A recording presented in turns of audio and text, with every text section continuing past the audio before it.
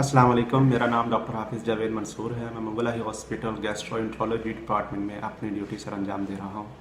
आज का हमारा टॉपिक है बेड वेटिंग। बेड वेटिंग यानी बिस्तर पर पेशाब कर देना। ये बहुत इंटरेस्टिंग टॉपिक है। इसको हम 3 पार्ट्स में डिस्कस करेंगे। Number 1 introduction and urine production, number 2 causes, number 3 management and treatment. तो सबसे पहले हम बात करते हैं इंट्रोडक्शन के ऊपर। बेड वेटिंग यानी बिस्तर पर पेशाब कर देना पूरी दुनिया में बहुत कॉमन प्रॉब्लम है। अमूमन 5 साल की उम्र में बच्चा खुद ब खुद सुबह और शाम पेशाब करने का आदी हो जाता है।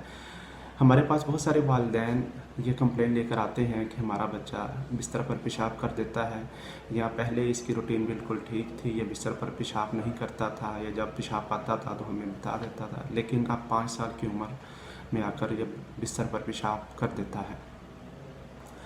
अमेरिकन यूरोलॉजिकल एसोसिएशन के मुताबिक तकरीबन 10% बच्चे जिनकी उम्र 6 साल है, और तकरीबन 5% बच्चे जिनकी उम्र 10 साल है, और तकरीबन 1% बच्चे जिनकी उम्र 18 साल इससे ज़्यादा है, इस प्रॉब्लम का शिकार है। यह प्रॉब्लम जेंडर की अगर हम बात करें तो बॉयज़ में गर्ल्स की निस्बत ज़्यादा पाई जाती है। इसके अलावा जो बच्चे ज़हनी तनाव का शिकार रहते हैं उनमें भी ये बीमारी बहुत ज़्यादा पाई जाती है। ये बीमारी बहुत परेशानी, मायूसकून और शर्मिंदगी का बायस बनती है अगर आप किसी के यहाँ मेहमान ठहरे हुए हों। इसके अलावा आगे मौसम तब्दील हो रहा है, सर्दियाँ आ रही हैं, तो सर्दियों में भी बार बार बिस्तर का धोना, कपड़ों का तब्दील करना, ये भी एक बहुत परेशानी का बायस बन जाता है।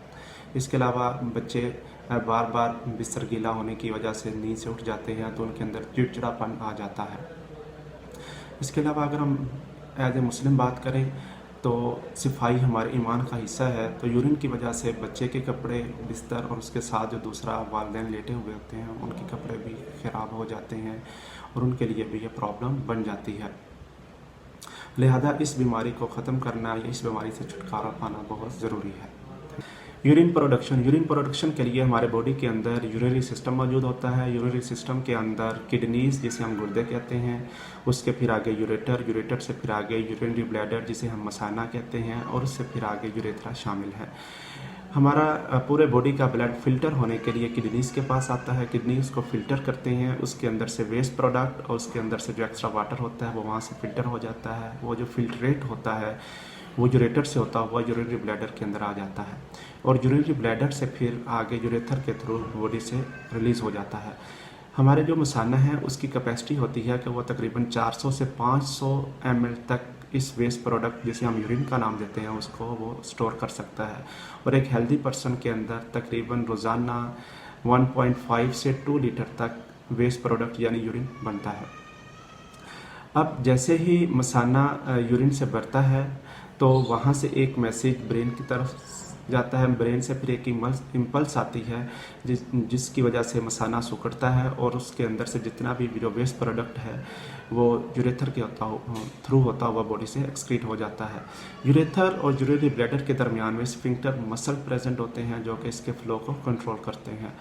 बहुत सारे बच्चे तकरीबन 5 साल की उम्र में इस स्फिंक्टर मसल पे कंट्रोल हासिल कर लेते हैं, जिसकी वजह से उनके अंदर ये बेड वेटिंग का प्रॉब्लम नहीं पाया जाता।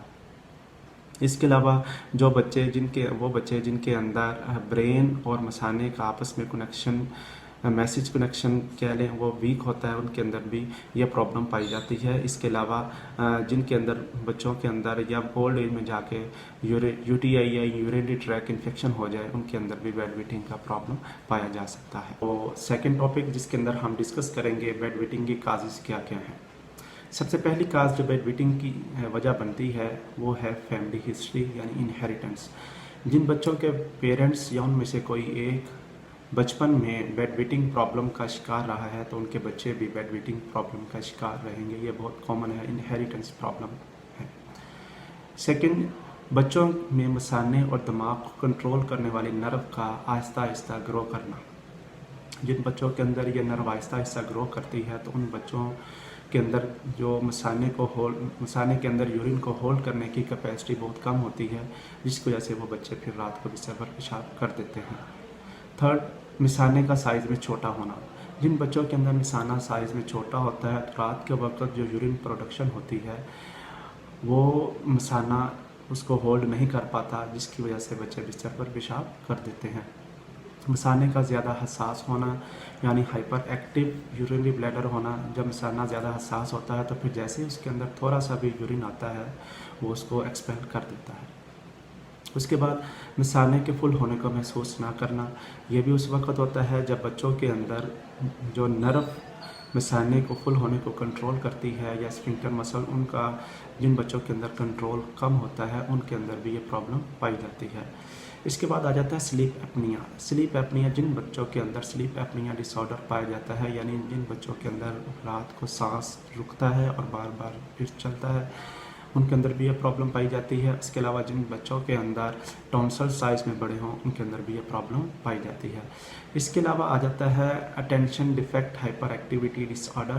جن بچوں کے اندر یہ ڈس آرڈر پایا جاتا ہے ان بچوں کے اندر بھی یہ بیڈ ویٹنگ پرابلم ہو سکتی ہے. اس کے بعد آ جاتی ہے ڈائبٹیز. جن بچوں کے اندر ڈائبٹیز پائی جاتی ہے چاہے وہ ڈائبٹیز ملائی ہو یا ڈائبٹیز انسپائٹس ہو ان بچوں کے اندر بھی بیڈ ویٹنگ بہت کامن ہوتی ہے. یہ سائن بھی ہوتا ہے ڈائبٹیز کا کہ جن بچوں کو ڈائبٹیز ہوتی ہے ان کا یورین بہت زیادہ بنتا ہے اور وہ یورین بستر پر اکثر کر دیتے ہیں. اس کے بعد اگر ہم بات کر دیتے آ جاتی ہے کانسٹیپیشن.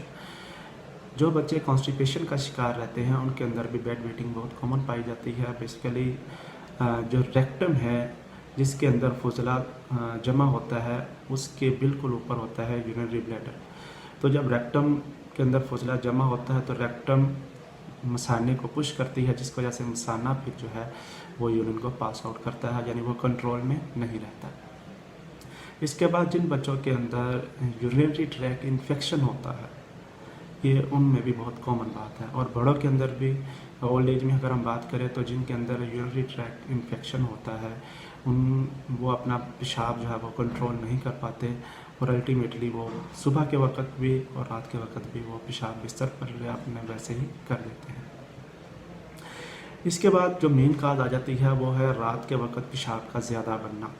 اس وقت بنتا ہے جب برین کے اندر ایک ہارمون بنتا ہے جسے ہم اینٹی ڈائیوریٹک یعنی ADH کہتے ہیں. یہ ADH کیا کرتا ہے؟ یہ رات کے وقت یورین کی پروڈکشن کو کم کر دیتا ہے. تو جن بچوں کے اندر برین میں ADH یعنی اینٹی ڈائیوریٹک ہارمون کم بنتا ہے ان بچوں میں بھی رات کے وقت پھر پروڈکشن زیادہ ہوگی یورین کی جس کی وجہ سے پھر بچے اس کو ہولڈ نہیں کر پائیں گے اور بچے بستر پر پیشاب کر دیں گے. اس کے بعد آ جاتی ہے بات اس کی کیا وجہ ہے وہ ہے ذہنی تناؤ یعنی سٹریس. جن بچوں کے اندر سٹریس پائی جاتی ہے یہ ان بچوں میں بھی بہت کامن ہے. اب سٹریس کئی طرح کی ہو سکتی ہے. اس میں سب سے پہلے آ جاتی ہے کہ اگر آپ کے ہاں ایک نیو بورن بیبی ہوا ہے تو پہلے والا جو بیبی اس کی وجہ سے تھوڑا سا چڑچڑاتا ہے جس کی وجہ سے وہ خود کو اکیلا بھی محسوس کرنا لگ جاتا ہے یعنی اس کو کیئر اتنی نہیں ملتی جس کی وجہ سے وہ بستر پر پیشاب کر دیتا ہے. اس کے علاوہ کچھ بچے جب اسکول جانا اسٹارٹ کرتے ہیں تو اسکول جانے کا سٹریس یا خوف ہوتا ہے اس میں بھی بچے بستر پر پیشاب کر دیتے ہیں. تھرڈ جو بچے گھر میں اکیلے رہتے ہیں یا اکیلے سوتے ہیں ان بچوں میں بھی یہ پرابلم پائی جاتی ہے. اس کے علاوہ جو بچے جن کے والدین آپس میں جھگڑا کرتے ہیں یا بچوں کے سامنے لڑائی جھگڑا کرتے ہیں وہ بچے بھی اکثر سٹریس میں رہتے ہیں تو ان میں بھی یہ پرابلم پائی جاتی ہے. تو یہ ساری اس کی وجہ تھی. اس کے بعد اگر ہم نیکسٹ ٹاپک میں ہم ڈسکس کریں گے اس کی مینجمنٹ اور اس کی ٹریٹمنٹ کے بارے میں. تھرڈ ٹاپک جس کے اوپر اب ہم ڈسکس کریں گے وہ ہے مینجمنٹ اینڈ ٹریٹمنٹ. تو سب سے پہلے بات آ جاتی ہے بچوں کے بستر پر پیشاب کرنے کو تسلیم کرنا. اگر آپ کے بچے بستر پر پیشاب کرتے ہیں تو اس بات کو تسلیم کریں اور بچوں کی مکمل کونسلنگ ٹریننگ اور ایجوکیشن کریں. اگر آپ اپنے بچوں کو ڈانٹیں گے یا ان کو دوسروں کے بچوں سے کمپیئر کریں گے کہ ان کے بچے اس عمر میں بستر پر پیشاب نہیں کرتے لیکن آپ کر دیتے ہیں یہ ان کے لیے ایک سٹریس کا باعث بنے گا. تو بستر پر پیشاب کرنا یہ تو پہلی بات تو یہ ایک کامن سی بات ہے. تو اس طرح بچوں کی مکمل ٹریننگ اور کونسلنگ سے بچے اس عادت سے چھٹکارا حاصل کر سکتے ہیں. بچوں کو ڈانٹنا بالکل نہیں ہے, بچوں کو ایجوکیٹ کرنا ہے. اگر آپ بچوں کو ڈانٹیں گے تو بچے یا تو آپ سے بستر پر پیشاب جو کیا ہوگا اس کو چھپائیں گے یا پھر آپ سے جھوٹ بولیں گے یا آپ سے ڈریں گے. تو جب ڈریں گے وہ سٹریس میں ہوں گے اور سٹریس میں ہوں گے تو یہ ہیبٹ بار بار وہ رپیٹ کرتے رہیں گے. تو اس کے لیے ایک پوٹی ٹریننگ بہت کامن اور بہت ہی ہیلپ فل ہوتی ہے. بچوں کو بچپن میں ہی 2-3 سال کی عمر میں ہی پوٹی ٹریننگ سٹارٹ کر دی جائے جس سے بچے فزیکل اور مینٹل طور پر اپنی جو نرو امپلس ہیں पोटी और यूरिन की उस पर कंट्रोल हासिल कर लेते हैं, तो इस तरह आहिस्ता आहिस्ता वो दिन के साथ साथ रात में भी अपने यूरिन को कंट्रोल करना सीख लेते हैं, और फिर जैसे उनको यूरिन की हाजत होती है वो वाशरूम में जाना शुरू कर देते हैं। तो सबसे पहली बात तो ये। दूसरी बात, सोने से पहले पीने वाली अशिया का इस्तेमाल बहुत कम करें। अमूमन बच्चे रात सोने से पहले दूध और पानी का इस्तेमाल करते हैं, जिससे फिर अल्टीमेटली रात को वो बिस्तर पर पेशाब कर देते हैं। कोशिश करें 2 घंटे पहले सोने से पीने वाली अशिया ना दें बच्चों को, और उनको ट्रेन करें कि वो दोपहर को और सुबह के वक्त पीने वाली अशिया ज़्यादा इस्तेमाल करें, जिससे वो रात को सोने से पहले उनकी पीने वाली अशिया की तलब कम होगी। इसके अलावा कुछ प्रोडक्ट जिसके अंदर कैफीन ज़्यादा है, जैसा कि कोल्ड ड्रिंक्स होगी, टी होगी, कॉफ़ी होगी, चॉकलेट होगी, इनका इस्तेमाल बच्चों के अंदर शाम के अंदर बहुत कम करें। बच्चों को बहुत कम खाने के लिए दें, क्योंकि ये डाययूरेटिक होती हैं, तो इससे फिर ADH ज़्यादा बनता है और जिससे प्रोडक्शन यूरिन की भी ज़्यादा होती है। इसके अलावा मीठी अशिया और नशास्ते वाली अशिया भी बच्चों को कम दें, क्योंकि इनके खाने से बच्चों की प्यास बढ़ती है। तो ये दूसरा अमल हो गया। तीसरी बात आ जाती है मसाने की ट्रेनिंग। आप एक टाइम सेट करें जिसके वक्त आप बच्चों को वाशरूम में लाजमी लेकर जाएं, चाहे उनको पेशाब की हाजत हुई है या नहीं हुई, आपने उनको वाशरूम में लेकर जाना है। इस तरह क्या होगा, बच्चे अपने मसाने पर काबू करना भी सीख लेंगे, और सेकंड उनके अंदर हैबिट बन जाएगी कि वो जैसे ही वाशरूम आएगा या उनको मतलब जो टाइम सेट होगा उस पर उनको लाजमी वाशरूम आना शुरू हो जाएगा, या वो अपने मसाने पर काबू पाना सीख लेंगे। तो कोशिश करें कि 2 घंटे सोने से पहले एक तो आपने खाने की अशिया नहीं देनी, सेकंड आप सोने से पहले बच्चों को लाजमी वाशरूम लेकर जाएं, और थर्ड, अगर आपके बच्चे सोए हैं तो सोते हुए बच्चे को 2-3 दफ़ा उठाकर आप वाशरूम लेके जाएं, ताकि उसके अंदर आहिस्ता आहिस्ता हैबिट बन जाए कि वो उस वक्त उठ के वाशरूम जाना शुरू कर दे। तो इस तरह ये बच्चे अपने मसाने पर काबू पाना सीख लेंगे। फोर्थ बात जो आ जाती है वो है बेड वेटिंग अलार्म। ये भी एक बहुत कॉमन और बहुत ही हेल्पफुल प्रोसीजर है। इसमें एक स्पेशल टाइप का अलार्म होता है, जैसे ही बच्चा यूरिन स्टार्ट करता है तो ये ज़ोर से एक घंटी बजती है, जिससे बच्चा नींद से उठ जाता है। तो इससे एक टाइम भी सेट हो जाता है कि बार बार अलार्म उसी टाइम पर बजने से बच्चा नींद से उसके उठने की हैबिट बन जाती है। तो अल्टीमेटली फिर एक दिन ऐसा आता है कि बच्चा खुद ब खुद उस टाइम उठकर वाशरूम जाना शुरू कर देता है। इस अलार्म से तकरीबन 50 to 75% बच्चे बिस्तर पर पेशाब करने वाली हैबिट पर काबू पा लेते हैं। और सबसे लास्ट, आप अपने बच्चों की जब एजुकेशन या उनकी ट्रेनिंग कर रहे हैं तो आपने गिफ्ट लाजमी अरेंज करना है, कि आपने गिफ्ट रखना है कि जिस दिन बच्चा रात को बिस्तर पर पेशाब नहीं करेगा आप उसको सुबह गिफ्ट देंगे। वो चाहे चॉकलेट रख लें, चाहे कोई खिलौना रख लें, या कोई भी चीज़ आप रख सकते हैं आप वो रखें, ताकि बच्चों को इस तरह उनके अंदर एक करेज पैदा हो कि जिस दिन वो बिस्तर पर पेशाब नहीं करेंगे आप उन्हें गिफ्ट देंगे।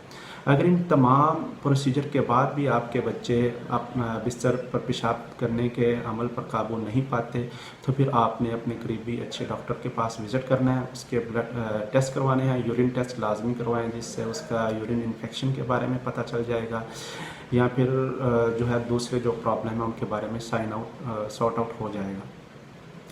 इसके बाद कुछ मेडिसिन भी हैं, वो भी आप यूज़ करवा सकते हैं, लेकिन वो डॉक्टर के मशवरे के साथ आप यूज़ करवाएं, जिसके अंदर अमिप्रामाइन है, ऑक्सीब्यूटाइरिन है या डेस्मोप्रेसन है।